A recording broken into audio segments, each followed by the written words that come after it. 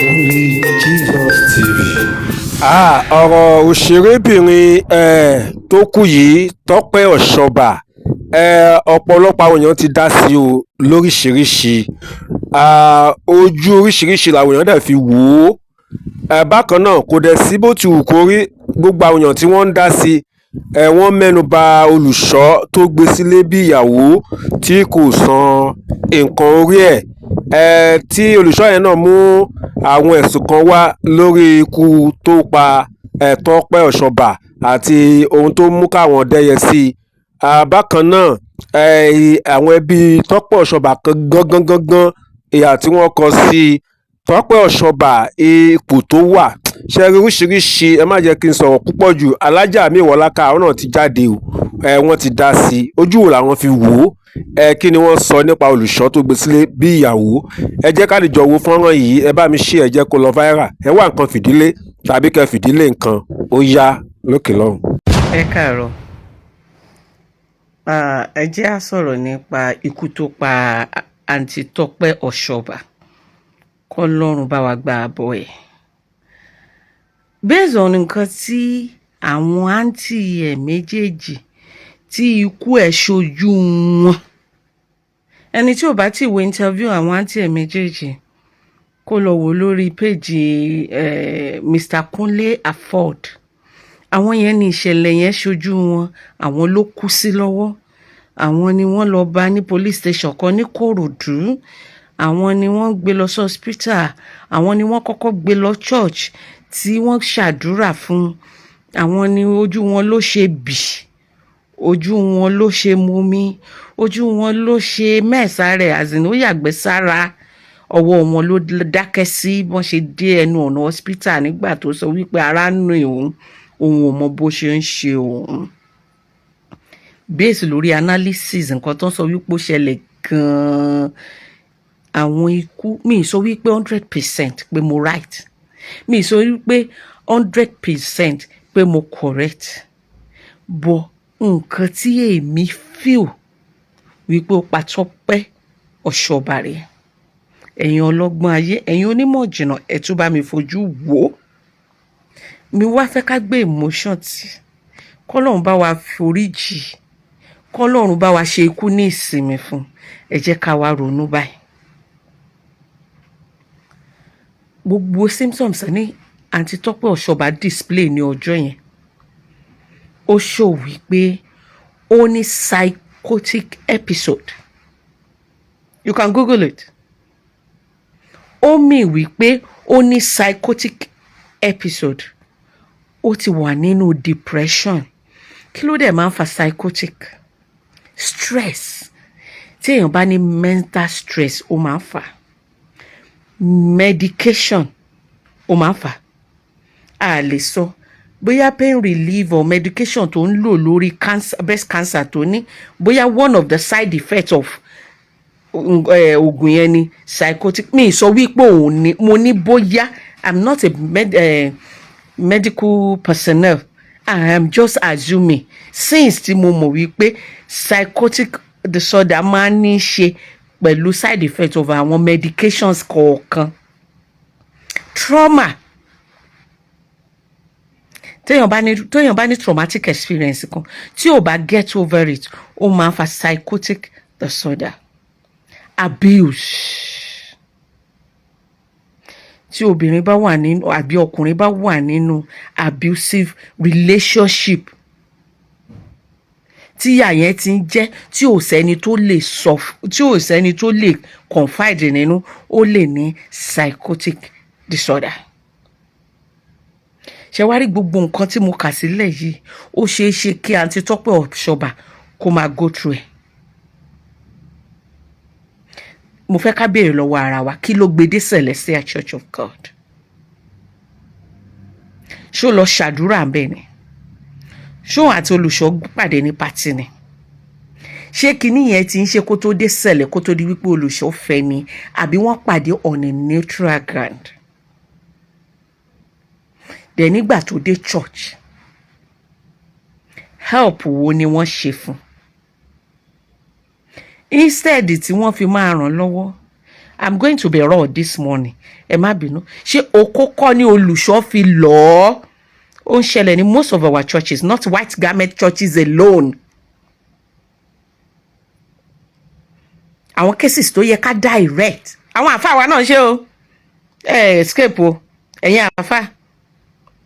Àwọn cases depression, cases of mental illness tó yẹ ká refer lọ sí hospital, ẹ mú wọn sílẹ̀ nínú ilé yín. Àfáà mi, àwọn ọmọ tó ní kinní lẹ sọ wípé àlùjọ ọ̀run ló ń bá wọn jà, ẹ dá wọn dúró sínú inú ilé yín, ẹ ń bá wọn sọ, ẹ kó bá sùn bímọ fún wọn, fún wọn lóyún. Bẹ́ẹ̀ náà ló wà láwọn white garment churches, bẹ́ẹ̀ náà ló wà láwọn church àwọn kọ̀ọ̀kan orí òkè orí ìsàlẹ̀.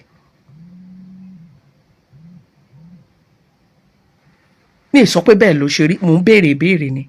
Ṣé ìrànlọ́wọ́ ló bá wá church tí olùṣọ́ fokó lọ tó wá di fiancé olùṣọ́? Mi ì mọ bí fiancé tán tí ìsanwó orí ẹ̀ tó dẹ̀ pé rẹ ní òjíṣẹ́ Ọlọ́run tó dẹ̀ ń preach lórí altar ní gbogbo ìgbà, ó dẹ̀ gbé obìnrin tó ti sanwó ẹ̀ sínú ilé, ẹ̀dẹ̀jọ́ ń bára yín sùn,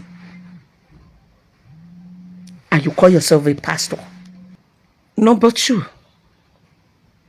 tó bá jẹ́ wípé substance use ló fà á, tó bá jẹ́ pé lóòótọ́ ló ń fa kolos, ló ń fa igbó, it takes a man tó ń fa igbó, tó ń fa kolos, láti gbé obìnrin tó ń fa tìrà.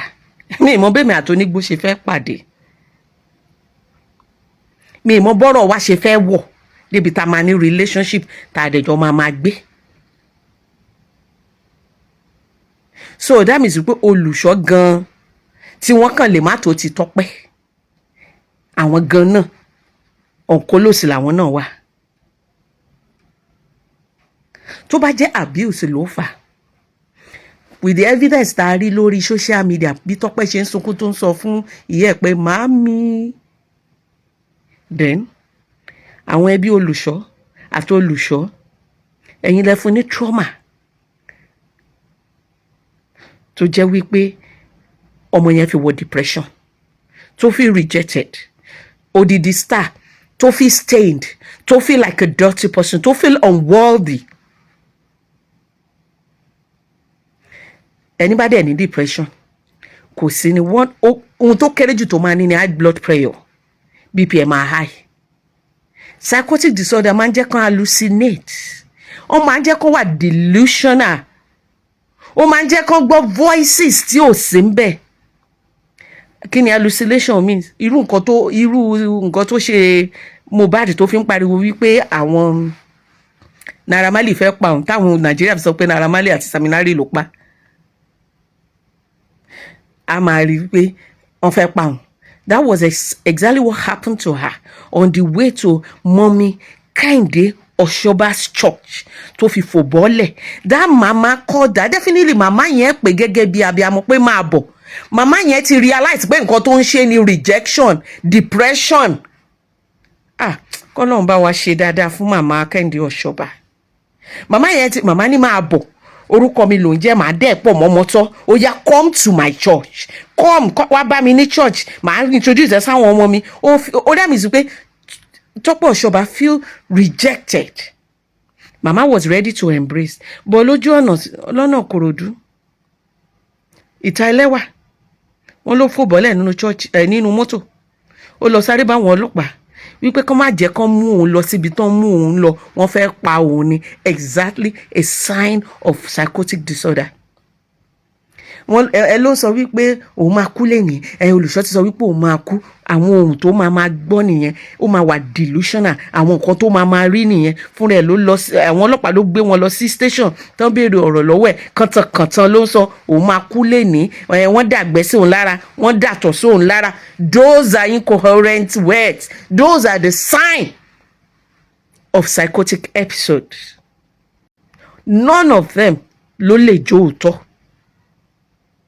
Mistake tí àwọn èèyàn mi wá ṣe ní church tẹ́ gbé lọ, hospital lẹ bá gbé lọ. Ká tó sọ wípé nǹkan kan wà spiritual, ẹ jẹ́ ká máa lo medical. Tá a bá wá dé ibi medical, tí doctor bá ń sọ fún yín wípé àmọ́ ohun tó ń ṣe, ìgbà yẹn lẹ tó máa mọ̀ pé spiritual lélẹ́yìí o. tí doctor bá sọ fún yín pé we don't understand this àti run series of tests àmọ́ nǹkan tó ṣe wọ́n ìgbà yẹn la fi lẹ́ máa mọ̀ wípé sọ wípé kò sí spiritual ìgbà yẹn lẹ́ tó máa mọ̀ wípé àdúrà la máa ń ṣe sílẹ̀ bọ́ Nàìjíríà àdúrà la kọ́kọ́ máa ṣe ohun tó yẹ kí paracetamol cure ṣọ́ọ̀ṣì ni ẹ̀já máa lọ ṣọ́ọ̀ṣì bí one of my worker bó ṣe ní babala high blood pressure àti acute malaria tó lọ jókòó sí ṣọ́ọ̀ṣì nìyẹn àfìgbà tí mo wá lọlé ó ti fẹ́ kú tán kémi àtọkọ mi dó bọ́ndú ẹ̀ lọ sí hospital ó dé ẹ̀wà òkè ìbá kú sí ṣọ́ọ̀ṣì ni wọ́n tún sọ fún ní ṣọ́ọ̀ṣì ọ̀hún pé kó má lo oògùn èmi mo ní okay tó o bá kú màá wà responsible ó yá lò ó torí ó ti dé level tí ò lè sọ̀rọ̀ tí ò lè jẹun mọ́. Those are the things nǹkan tá à ń fara wa ṣe ní Nàìjíríà nìyẹn gbogbo òun fẹ́ mu omi tẹ́ ẹ fún lómi tútù yẹn ká ní wípé medical personnel kan wà bẹ́ẹ̀ á ti ní kẹ́ ẹ má fún ó ti ní acute dehydration. Another problem tó ní ẹ̀rìpọ̀ bí téèyàn bá fẹ́ ní cardiac arrest àbí téèyàn bá fẹ́ ní heart failure àbí ó ní ìtìmú òun nínú òtútù ó ní ara ní òun ó ti yẹ kẹ́ mọ̀ pé BPL ló high ara níní yẹn ló fi yàgbẹ́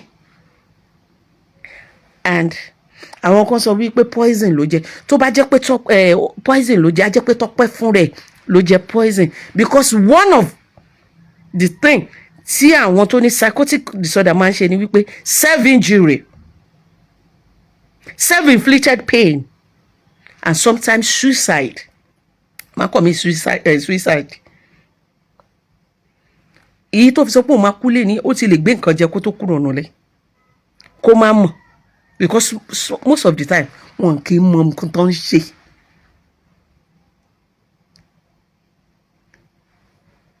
Tọ́pẹ́ can be a victim of circumstances, victim of breast cancer, victim of mental torture, victim of societal rejection, victim of relationship abuse, victim of anything. I beg you in the name of God, let the dead rest. Ẹ̀yin family Olùṣọ́ ẹ ṣe dáadáa Olùṣọ́ agbọ́nú episode pẹ́yìn náà ń jalè ṣẹ́yìn tẹ́ ti ẹ̀ ń dọ́kọ tẹ́ gbé obìnrin olóbìnrin sínú ilé ṣẹ́yìn ní jalè ni ẹ lè má pa Tọ́pẹ́ directly bọ̀ ọwọ́ yín àti ìwà yín ó ṣe okùnfà ohun tó mú ikú Tọ́pẹ́ yá ẹ̀yin family lóòótọ́ adult ní Tọ́pẹ́ ó ní choice ó ní free will ṣé ẹ reject ẹ nígbà tó wà láyé ṣé ẹ write ẹ off pé eléyìí ọmọ rádaràda ọmọ ní tíátà sórí ibi sásí ẹ ló kúrò lé fún 2 years ṣé ẹ wà ṣé ẹ fìfẹ́ pé bí mọ̀mí Kẹ́hìndé Ọ̀ṣọ́bà ṣe pé kó máa bòun máa dààmú ọmọ tó because it seems nínú ọ̀rọ̀ yín you are just looking for a way to nail a death on somebody as if you yourself care. Did you care when she was alive? Ẹ̀yin colleagues oníkálídú light, how many of you were there? Did you show her love? Ṣé ẹ sá fún? Our society like me movie ẹ̀ mélòó ni mo share, movie ẹ̀ mélòó ni mo promote. I love you, I'm your fan. Likes mélòó lẹ play, ọ̀rọ̀ òtútù mélòó lẹ sọ, even comment section tó fa depression fẹ́ni tí ò bá lọ́kàn. She's gone. She's out of it. But there are so many Tope Osobas that are still living, that are still walking dead. Because ara psychotic disorder ni wọ́n sọ wípé kò jẹun fún 2 weeks, kò dẹ̀ lè sùn fún 2 weeks. Go and read about it. Ibi tó ti ní breakdown nìyẹn. Ọlọ́run á wà pẹ̀lú wa. Tá a bá ń bẹ láyé, ẹ jẹ́ á ṣera wa lóore, ẹ jẹ́ á ṣe dáadáa síra wa. Then gbogbo wa pátápátá ẹ jẹ́ ká mọ̀ wípé gbogbo bá a bá ṣe lo ayé wa bá a bá ṣe lo ara wa, we alone will bear the consequence. Mewolaka lórúkọ tèmi. Ẹ ṣeun gbogbo àwọn àtàdìjọ wo fọ́nrán yìí. Alhaja Mewolaka, àdúpẹ́ lọ́wọ́ yín bákan náà fún contribution ti yín lórí ọ̀rọ̀ ikú Tọ́pẹ́ Òṣọbà. Gbogbo àtàdìjọ gbọ́ fọ́nrán yìí, ìhà tó kọ sí Alhaja Mewolaka àti ojú táwọn fi wò ó àtàwọn àkíyèsí tí wọ́n pè wá sí àwọn láti gbọ́ láti rí yẹn. Kílẹ̀ yìí náà rí sí bí ọ̀rọ̀ Tọ́pẹ́ Òṣọbà bí ó ṣe lọ, òun ti fààyè sílẹ̀ báyìí, kí Ọlọ́run kí ó fi ọ̀run kẹ́. Àmọ́ kò sẹ́ni tó máa sọ̀rọ̀ lórí ọ̀rọ̀ ikú Tọ́pẹ́ Òṣọbà tó jẹ́ pé wọ́n ní mẹ́nuba olùṣọ́ tí wọ́n ń ṣe ọkọ fún Tọ́pẹ́ Òṣọbà pé olùṣọ́ ó lẹ́bọ lẹ́rù. Kílẹ̀ yìí náà wá rò sí fọ́nrán yìí? Ẹ jẹ́ ká pàdé ní comment section. Ẹ jọ̀ọ́ ẹ bá wa like fọ́nrán yìí, kẹ́ bá wa share bákan náà bẹ́ẹ̀ ṣe ń dá sí ní comment section. Ẹ̀yin tẹ̀lé tí subscribe, ẹ bá wa subscribe, yóò dára fún wa, Ọlọ́run ní fi wá sílẹ̀. Láìpẹ́ á tún padà wá ní àlàáfíà.